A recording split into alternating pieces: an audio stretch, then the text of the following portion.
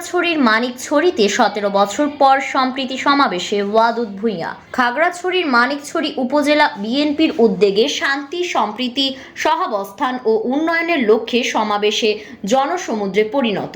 বুধবার 13 November Manikchhari town hall মাঠ প্রাঙ্গণে সমাবেশটি অনুষ্ঠিত হয়। প্রধান অতিথি হিসেবে বক্তব্যে সাবেক সংসদ সদস্য, জেলা বিএনপির সভাপতি ওয়াদুদ ভূঁইয়া বলেন, সংঘাত কখনো শান্তি বয়ে আনতে পারে না। সন্তুলার মা ও সশস্ত্র সংগঠনগুলো যে লক্ষ্যে কাজ করছে, এতে পাহাড়ি শান্তি প্রতিষ্ঠিত করতে পারেনি, পারবেও না।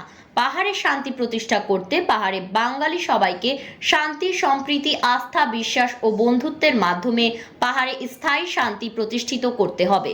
সমাবেশে মানিকছড়ি উপজেলা বিএনপির সভাপতি মোহাম্মদ এনামুল হক এনামের সভাপতিত্বে বিশেষ অতিথি হিসেবে উপস্থিত ছিলেন জেলা বিএনপির সিনিয়র সহ সভাপতি প্রবীণ চন্দ্র চাকমা, জেলা বিএনপির প্রধান উপদেষ্টা জাকিয়া জিনাত বিথি, জেলা বিএনপির সাধারণ সম্পাদক এম.এন. আফসার, যুগ্ম সম্পাদক মালিক মিন্টু, মোশাররফ হোসেন, অনিমেষ চাকমা রিঙ্কু, সাংগঠনিক সম্পাদক আব্দুর রব রাজা, জেলা যুব দলের সভাপতি মাহবুব আলম সবুজ, স্বেচ্ছাসেবক দলের সভাপতি নোমান সাগর, জেলা ছাত্র দলের সাধারণ সম্পাদক জাহিদুল ইসলাম জাহিদ সহ অন্যান্যরা উপস্থিত ছিলেন।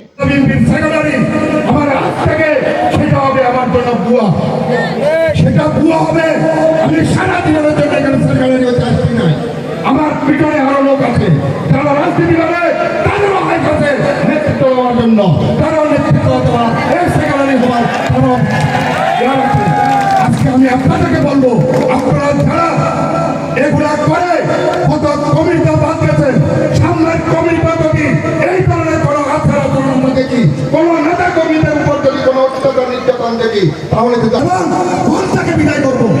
আপনারা চট্টগ্রামের ভাষী হিসাবে চট্টগ্রামের